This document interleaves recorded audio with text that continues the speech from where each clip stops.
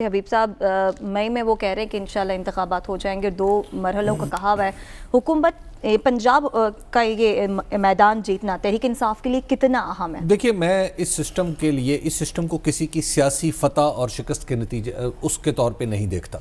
یعنی میں نہیں سمجھتا کہ اگر اس میں سے پاکستان تحریک انصاف ہار گئی تو کیا ہو جائے گا، پی ایم ایل این جیت گئی تو کیا ہو جائے گا۔ اس کے کچھ سیاسی نتائج اور عواقب ضرور ہوں گے، لیکن اہم ترین بات یہ ہے کہ یہ پاکستان میں اصل تبدیلی کا باعث بننے والے انتخابات ہیں۔ جی، اگر آپ خیبر پختونخوا میں دیکھیں تو براہ راست الیکشن میں جیت کے جو لوگ آئیں گے وہ یقینی طور پر عوام کے نمائندہ ہیں، اور پاکستان کے پنجاب کے اندر بھی یہی ہوگا، اور سندھ کے اندر بھی یہی ہونا چاہیے۔ سندھ کے اندر بھی براہ راست الیکشن ہونے چاہیے۔ دوسری بات آپ دیکھیے کہ یہ ایک فنڈامنٹل پرنسپل طے ہو رہا ہے پاکستان کے اندر، اور میں سمجھتا ہوں یہ تاریخی موقع ہے۔ وہ یہ ہے کہ آپ یہ دیکھیے کہ پنجاب میں پاکستان مسلم لیگ نون پورے پاکستان میں کتنی بڑی جماعت ہے، جی، اور گورننس میں اس کا زیرو کردار ہے۔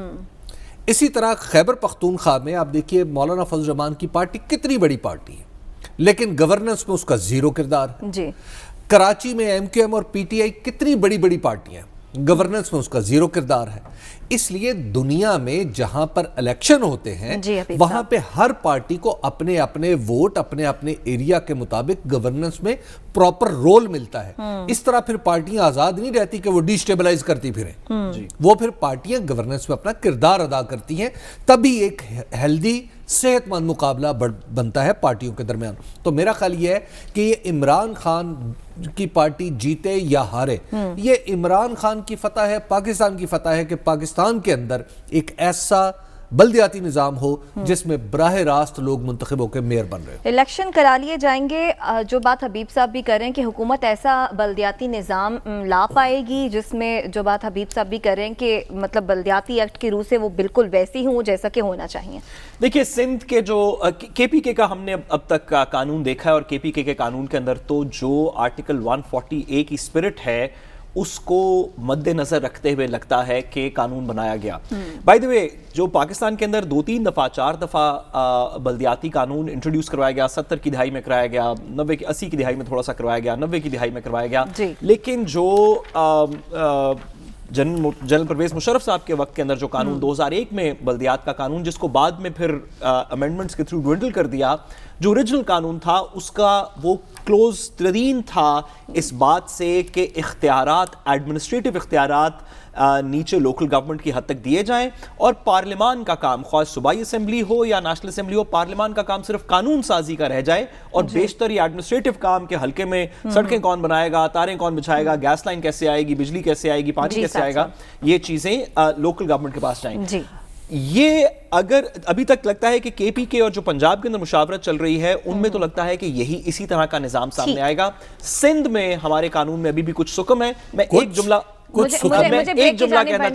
کہتا چلوں، 2001 والے نظام کے اندر فیڈرل منسٹرز نے اپنے پورٹ فولیوز چھوڑ کے ناظم کے لیے الیکشن لڑا تھا، بیکاز وہاں پہ زیادہ۔ اس کے ساتھ ہی ہم بریک کی جانب جانے واپس آئیں گے، مزید بات کریں گے، ہمارے ساتھ رہیے گا۔ ویلکم بیک ناظرین۔ ڈیرہ اسماعیل خان میں میئر کے انتخابات اب 13 فروری کو ہوں گے۔ اس سے پہلے امیدوار کے قتل کے باعث میئر کے الیکشن یہاں ملتوی ہوئے تھے، لیکن ڈی آئی خان میں ضابطۂ اخلاق کی خلاف ورزی پر الیکشن کمیشن نے ایکشن لیا ہے۔ وفاقی وزیر علی امین گنڈاپور اور میئر کے امیدوار عمر امین کو طلب کیا گیا ہے۔ اسی پر بات کرنے کے لیے ہمارے ساتھ ڈیرہ اسماعیل خان سے سینئر صحافی اور کالم نویس اسلم اوان موجود ہیں۔ اسلم اوان صاحب، یہ باتیں تواتر سے کی جا رہی ہیں یہ آنے والے انتخابات کو لے کر کہ علی امین گنڈاپور صاحب اپنی وزارت کا پورا فائدہ اٹھا رہے ہیں، ایسا ہی ہے؟ جی ہاں، یہاں پر جو دیگر امیدوار ہیں ان کو لیول پلینگ فیلڈ نہیں مل رہی، اور پوری سرکاری مشینری اور سرکاری ریسورسز جو ہیں وہ صرف ایک امیدوار کے پلڑے میں ڈال دیے گئے ہیں۔ اس لیے یہاں پر فضا جو ہے وہ کافی ناگوار ہے، اور لوگ بڑی گھٹن کا ایک احساس محسوس کر رہے ہیں۔ اور اس سے بھی زیادہ جو سینسیٹیو ایشو ہے وہ یہ ہے کہ الیکشن کمیشن آف پاکستان جو ہے وہ اپنی اتھارٹی کو یہاں پر امپلیمنٹ کرنے میں بڑی دشواری محسوس کر رہا ہے۔ پہلے یہاں پر جو ریجنل ان کا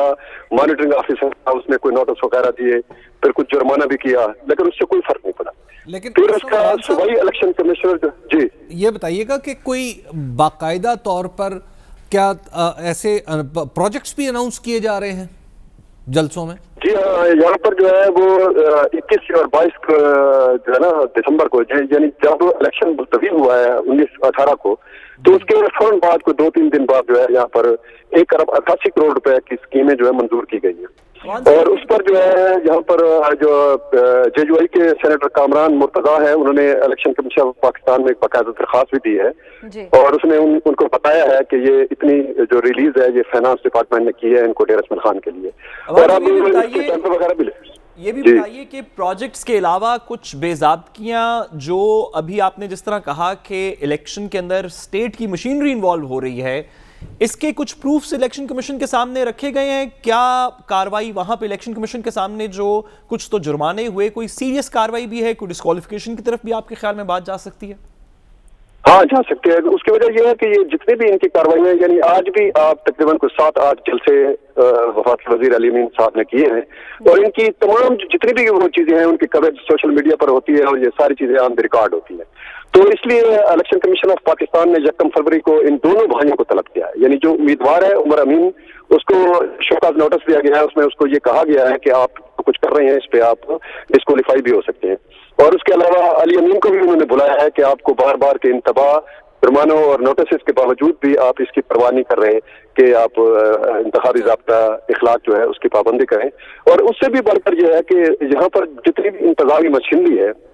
وہ پوری کی پوری جو ہے اس طرح بے بس نظر آتی ہے، اور الیکشن کمیشن کے احکامات وہ بھی دشواری محسوس کرتے ہیں، اس میں بڑی صورتحال یہاں پر دشوار ہے اور بڑی مشکل صورتحال ہے، جو دیگر امیدوار ہیں ان کے لیے بڑی پریشانی ہے، اور ہر طرف سے احتجاج بھی کیا جا رہا ہے لیکن کوئی سنوائی نہیں ہو رہی۔ میں نے کچھ سوشل میڈیا پہ کچھ چیزیں دیکھیں، ڈیجیٹل میڈیا پہ، جس میں علی امین صاحب کوئی سخت زبان یا آپ یوں کہیے کہ نامناسب زبان اپنے مخالفین کے بارے میں یا مولانا فضل الرحمان کے بارے میں استعمال کرتے ہوئے نظر آتے ہیں۔ کیا وہ اسی الیکشن کیمپین کی ویڈیوز ہیں اور ایسی ہی زبان استعمال ہو رہی ہے؟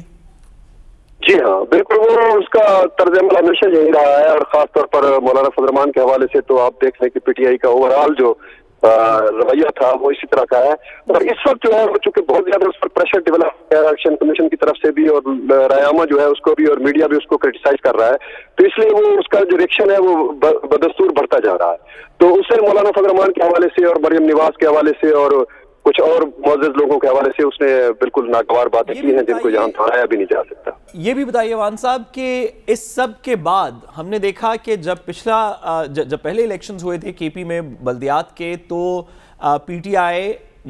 سیٹیں نہیں جیت سکی اس طرح، اور مولانا فضل الرحمان صاحب کی بڑی سپورٹ نظر آئی۔ اس سب کے بعد اب علی امین صاحب کی اس انوالومنٹ کے بعد کیا آپ کو لگ رہا ہے کہ الیکشن کس طرف جا رہا ہے؟